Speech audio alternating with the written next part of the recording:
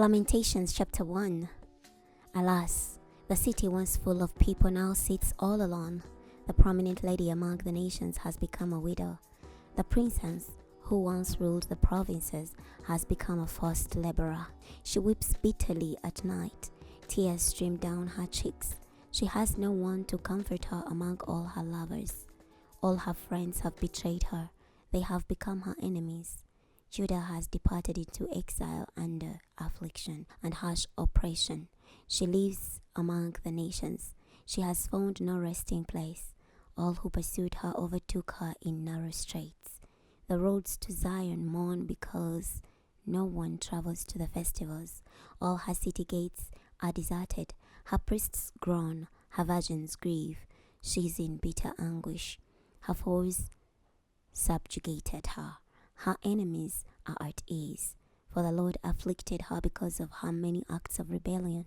Her children went away captive before the enemy. All of daughter Zion's splendor has departed. Her leaders became like deer.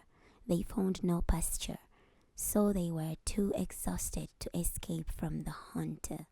Jerusalem remembers when she became a poor homeless person, all her treasures that she owned in days of old. When her people fell into the enemy's grip, none of her allies came to her rescue. Her enemies gloated over her. They sneered at her downfall. Jerusalem committed terrible sin. Therefore she became an object of scorn. All who admired her have despised her because they have seen her nakedness. She groans aloud and turns away in shame. Her menstrual flow has soiled her clothing. She did not consider the consequences of her sin. Her demise was astonishing, and there was no one to comfort her. She cried, "Look, O Lord, on my affliction, because my enemy boasts." An enemy grabbed all her valuables. Indeed, she watched in horror as Gentiles invaded her holy temple. Those whom you had commanded, they must not enter your assembly place. All her people groaned as they searched for a morsel of bread. They exchanged their valuables for just enough food to stay alive. Look, O Lord, consider that I have become worthless.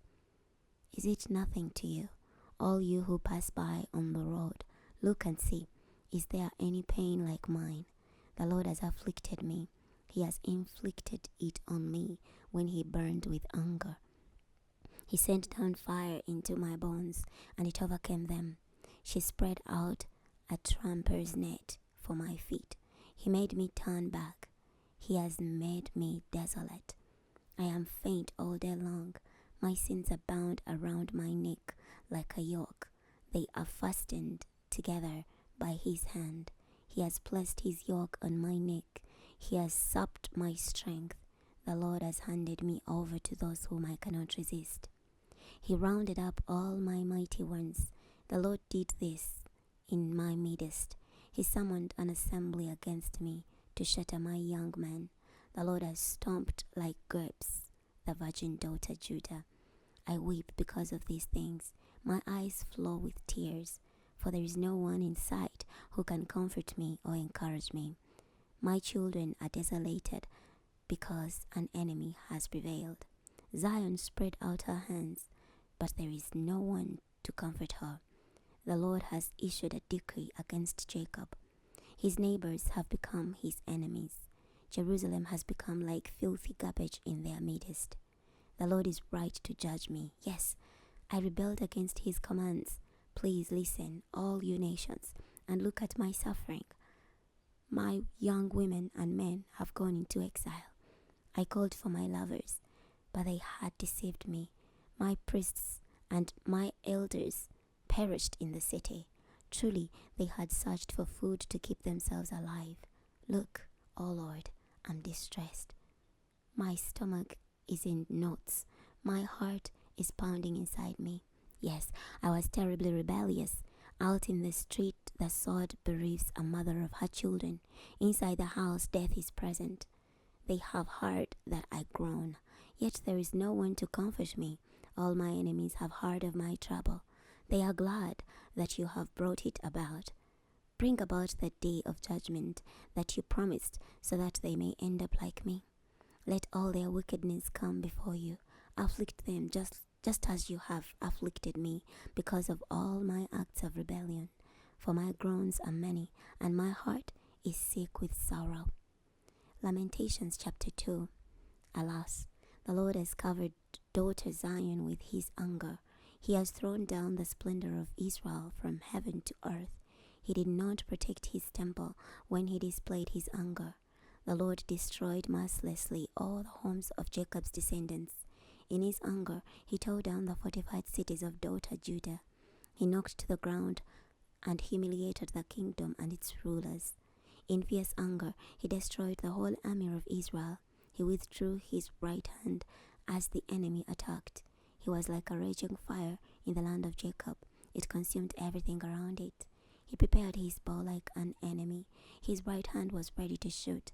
Like a foe, he killed everyone, even our strong young men. He has poured out his anger like fire on the tent of daughter Zion. The Lord, like an enemy, destroyed Israel. He destroyed all her palaces. He ruined her fortified cities. He made everyone in daughter Zion mourn and lament. He destroyed his temple as if it were a vineyard. He destroyed his appointed meeting place. The Lord has made those in Zion forget both the festivals and the Sabbath. In his fierce anger, he has spurned both king and priest. The Lord rejected his altar and abhorred his temple. He handed over to the enemy her palace walls. The enemy shouted in the Lord's temple as if it were a feast day. The Lord was determined to tear down daughter Zion's wall. He prepared to knock it down. He did not withdraw his hand from destroying. He made the ramparts and fortified walls lament. Together they mourned their ruin. They mourned their ruin. Her city gates have fallen to the ground. He smashed to bits the bars that lock her gates. Her king and princess were taken into exile. There is no more guidance available. As for her prophets, they no longer receive a vision from the Lord. The elders of daughter Zion sit on the ground in silence. They have thrown dirt on their heads. They have dressed in sackcloth. Jerusalem's young women stare down at the ground. My eyes are worn out from weeping. My stomach is in knots. My heart is poured out on the ground due to the destruction of my helpless people. Children and infants faint in the town squares.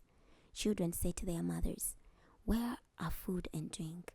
They faint like a wounded warrior in the city squares. They die slowly in their mother's arms. With what can I equate you? To what can I compare you, O daughters Jerusalem? To what can I liken you, so that I may comfort you, O virgin daughter Zion? Your wound is as deep as the sea. Who can heal you?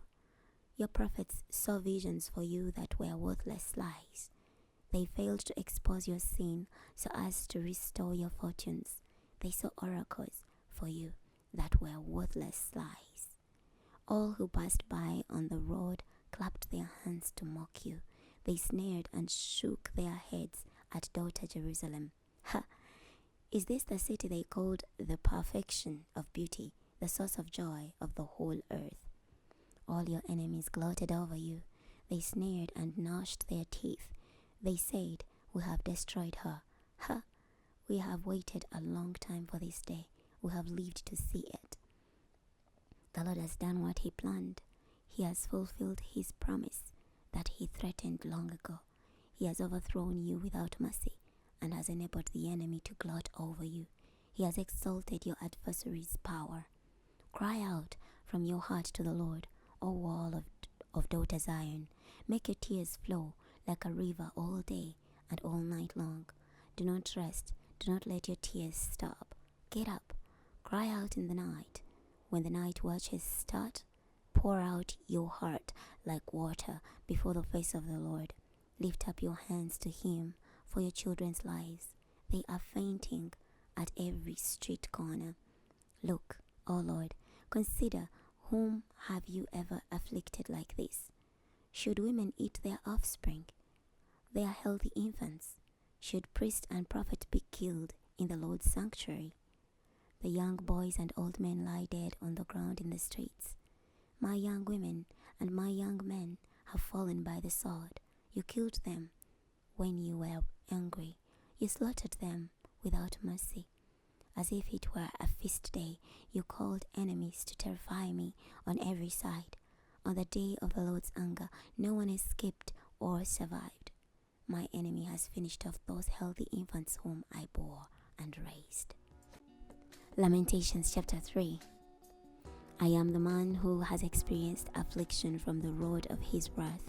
He drove me into captivity and made me walk in darkness and not light. He repeatedly attacks me. He turns his hand against me all day long. He has made my mortal skin waste away. He has broken my bonds. He has besieged and surrounded me with bitter hardship. He has made me reside in deepest darkness, like those who died long ago. He has walled me in so that I cannot get out. He has weighed me down with heavy prison chains. Also, when I cry out desperately for help, he has shut out my prayer. He has blocked every road I take with a wall of hewn stones. He has made every path impassable. To me, he's like a bear lying in ambush, like a hidden lion stalking its prey. He has obstructed my path and torn me to pieces. He has made me desolate. He drew his bow and made me the target for his arrow. He shot his arrows into my heart. I have become the laughing stock of all people, their mocking song all day long. He has given me my fill of bitter herbs and made me drunk with bitterness. He ground my teeth in gravel. He trampled me in the dust. I am deprived of peace. I have forgotten what happiness is. So I said, my endurance has expired. I have lost all hope of deliverance from the Lord. Remember my impoverished and homeless condition, which is a bitter poison. I continually think about this, and I am depressed. But this I call to mind. Therefore I have hope. The Lord's loyal kindness never ceases. His compassions never end. They are fresh every morning. Your faithfulness is abundant. My portion is the Lord. I have said to myself, so I will put my hope in him. The Lord is good to those who trust in him. To the one who seeks him, it is good to wait patiently for deliverance from the Lord. It is good for a man to bear the yoke while he is young. Let a person sit alone in silence when the Lord is disciplining him. Let him bury his face in the dust. Perhaps there is hope. Let him offer his cheek to the one who hits him. Let him have his fill of insults. For the Lord will not reject us forever. Though he causes us grief, he then has compassion on us according to the abundance of his loyal kindness. For he is not predisposed to afflict or to grieve people, to crush underfoot all the earth's prisoners, to deprive a person of his rights in the presence of the Most High, to defraud a person in a lawsuit. The Lord does not approve of such things. Whose command was ever fulfilled unless the Lord decreed it? Is it not from the mouth of the Most High that everything comes, both calamity and blessing? Why should any living person complain when punished for his sin? Let us carefully examine our ways, and let us return to the Lord. Let us lift up our hearts and our hands to God in heaven. We have blatantly rebelled. You have not forgiven. You shredded yourself with anger and then pursued us. You killed without mercy. You shredded yourself with a cloud so that no prayer can get through. You make us like filthy scum in the estimation of the nations. All our enemies have gloated over us.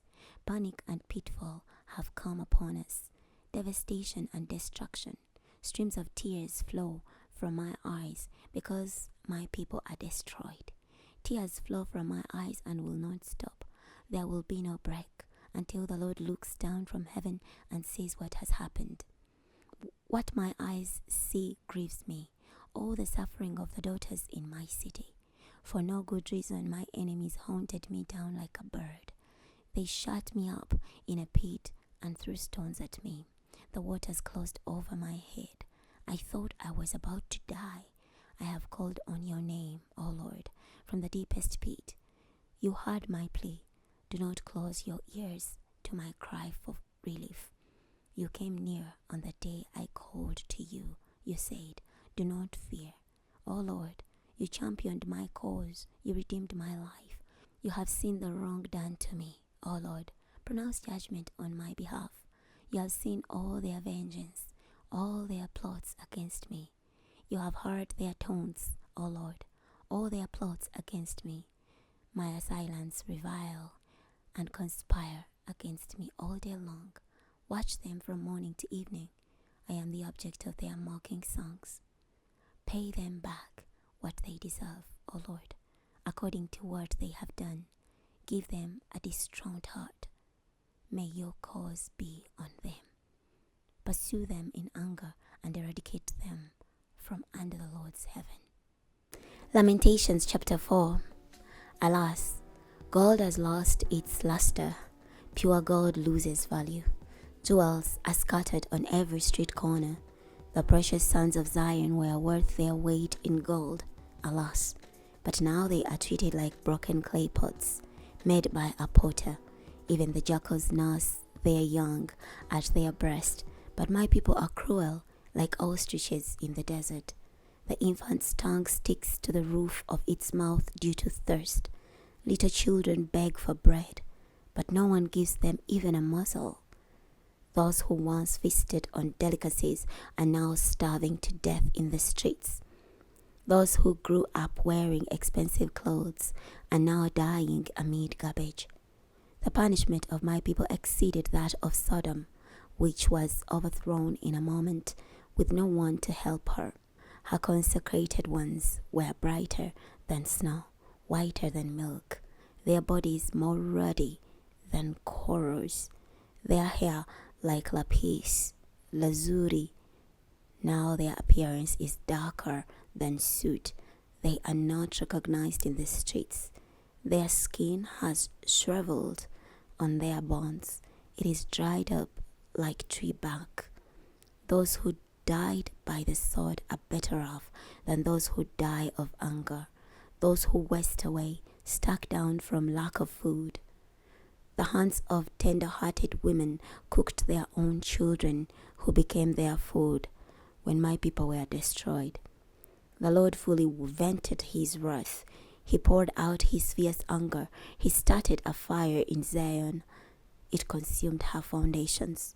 Neither the kings of the earth nor the people of the lands ever thought that enemy or foe would enter the gates of Jerusalem. But it happened due to the sins of her prophets and the iniquities of her priests, who poured out in her midst the blood of the righteous. They wander blindly through the streets, defiled by the blood they shed, while no one dares to touch their garments. People cry to them, "Turn away, you are unclean. Turn away, turn away, don't touch us." So they have fled and wander about.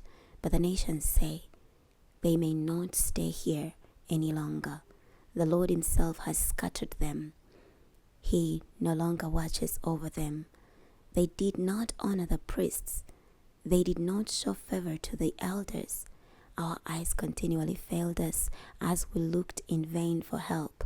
From our witch towers we watched for a nation that could not rescue us. Our enemies hunted us down at every step so that we could not walk about in our streets. Our end drew near. Our days were numbered, for our end had come.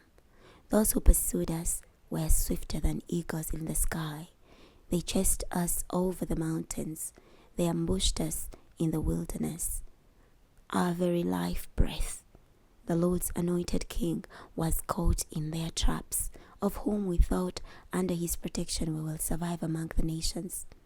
Rejoice and be glad for now, O people of Edom, who reside in the land of Uz. But the cup of judgment will pass to you also. You will get drunk and take off your clothes. O people of Zion, your punishment will come to an end. He will not prolong your exile. But, O people of Edom, he will punish your sin and reveal your offenses. Lamentations chapter 5. O Lord, Reflect on what has happened to us. Consider and look at our disgrace. Our inheritance is turned over to strangers. Foreigners now occupy our homes. We have become fatherless, orphans. Our mothers have become widows. We must pay money for our own water. We must buy our own wood at a steep price. We are pursued. They are breathing down our necks. We are weary and have no rest. We have submitted to Egypt and Assyria in order to buy food to eat. Our forefathers sinned and are dead, but we suffer their punishment. Slaves rule over us. There is no one to rescue us from their power. At the risk of our lives, we get our food because robbers lurk in the countryside. Our skin is hot as an oven due to a fever from hunger. They raped women in Zion, virgins in the towns of Judah. Princes were hung by their hands. Elders were mistreated. The young men performed manual labor. Boys stagger from their labor. The elders are gone from the city gate. The young men have stopped playing their music. Our hearts no longer have any joy. Our dancing is turned to mourning. The crown has fallen from our head. Woe to us, for we have sinned. Because of this, our hearts are sick. Because of these things, we can hardly see through our tears. For wild animals are prowling over Mount Zion, which lies desolate. But you, O Lord, reign forever. Your throne endures from generation to generation. Why do you keep on forgetting us? Why do you forsake us so long?